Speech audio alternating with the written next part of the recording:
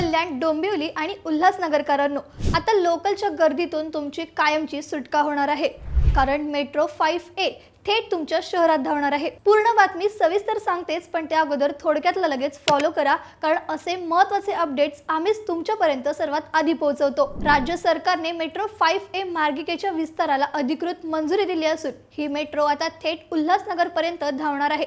मुख्यमंत्री देवेंद्र फडणवीस यांनी या प्रकल्पासाठी 18,130 कोटी रुपयांचा अवाढव्य निधी मंजूर केला आहे। या प्रकल्पाचे दोन महत्त्वाचे टप्पे आहेत। पहिला टप्पा कापूरबावडी ते धामणकर नाका आणि दुसरा टप्पा धामणकर नाका ते दुर्गाडी किल्ला असा असणार आहे। आता या मार्गिकेचा विस्तार थेट उल्हासनगर पर्यंत केल्यामुळे कल्याण आणि डोंबिवली मधील प्रवाशांची मोठी सोय होणार आहे। या मेट्रोमुळे ठाणे आणि उल्हासनगर हा प्रवासाचा वेळ चक्क 50% कमी होईल, ज्याचा फायदा तब्बल 69 लाख प्रवाशांना मिळणार आहे। पहिल्या टप्प्याचं काम आता वेगाने अंतिम टप्प्यात पोहोचलं आहे। मग तुम्हाला काय वाटतं, या नवीन मेट्रो मार्गिकेमुळे लोकलची गर्दी खरंच कमी होईल का? तुमचं उत्तर आम्हाला हो किंवा नाही मध्ये सांगा आणि अशाच नवनवीन अपडेट्ससाठी थोडक्यातला फॉलो करायला विसरू नका। बातमी म्हणजे थोडक्यात।